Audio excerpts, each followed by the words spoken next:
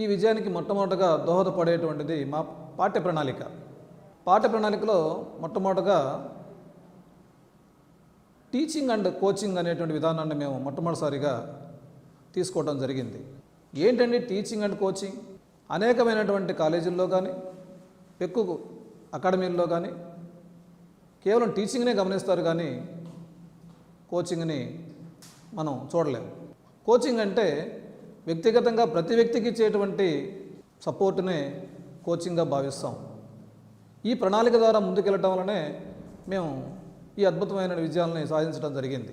తర్వాతగా హాస్టల్ అకామిడేషన్లోకి వచ్చినట్లయితే ఇక్కడ ప్రతి రూమ్ యొక్క సైజును బట్టి నలుగురు లేదా 5గురు మాత్రమే విద్యార్థులకి వసతి కల్పించడం జరిగింది. తర్వాత మూడవదిగా పరిశుభ్రమైనటువంటి శుచికరమైనటువంటి సొంత కిచెన్ ఉండటం కూడా మా విజయానికి కారణమైంది. తర్వాతగా రాష్ట్రంలో ఏ అకాడమీకి లేనటువంటి కంప్యూటర్ ల్యాబ్ ఒకేసారిగా 40 మంది విద్యార్థులు ఆన్లైన్ ఎగ్జామినేషన్ రాసే విధంగా కంప్యూటర్ ల్యాబ్ని ఉండటం కూడా మా సంస్థకి ప్రత్యేకమైనటువంటి ఆకర్షణగా చెప్పుకోవచ్చు. సో ఇది మా విజయానికి మూల కారణమైనటువంటిదిగా చెప్తూ ఉన్నాం. ఆ తర్వాత ప్రోగ్రామ్ విషయంలోకి వచ్చినట్లయితే ఇక్కడ మరి ఎంపీసీ నుంచి బాయ్స్ 3 సెక్షన్లు, గర్ల్స్ 1 సెక్షన్ని ప్రతి సంవత్సరం మేము అడ్మిషన్ తీసుకుంటూ ఉన్నాం. ఒక్కొక్క సెక్షన్లో గరిష్టంగా 40 మంది విద్యార్థులను మాత్రమే తీసుకోవడం జరుగుతూ ఉంది. ఎంపీసీ నుంచి టోటల్గా 40 మంది ఉంటారు. 4 సెక్షన్లు 160 మంది ఎంపీసీ విద్యార్థులు ఉంటారు.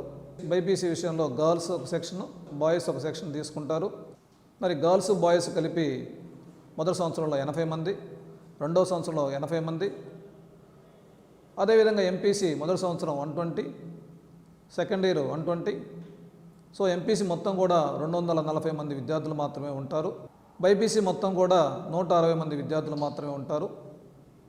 మొత్తం కాలేజ్ అంతా కలిసి కూడా 400 మంది విద్యార్థులు మాత్రమే మేము ప్రతి సంవత్సరం అడ్మిషన్ని తీసుకుంటూ ఉన్నాం.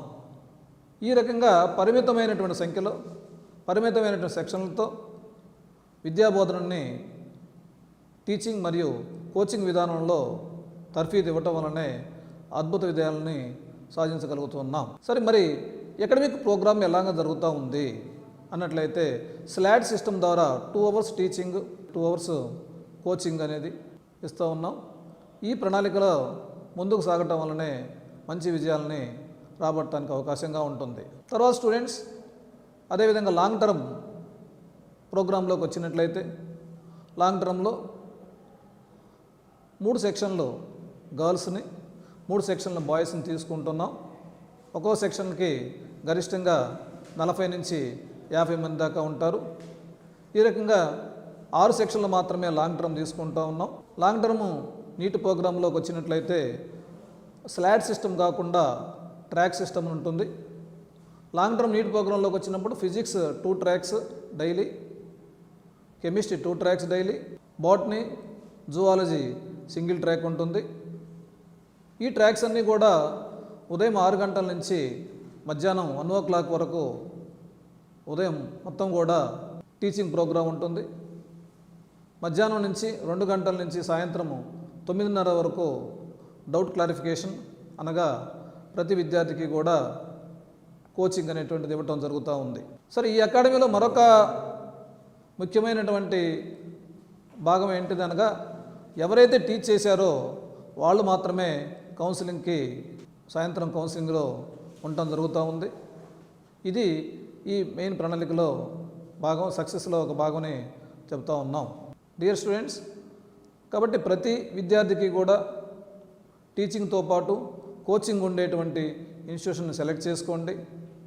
అందువలన ఇంటర్ అడ్మిషన్లకి మరియు లాంగ్ టర్మ్ అడ్మిషన్లకి కాలేజీని సంప్రదించండి. Thank you. One and all.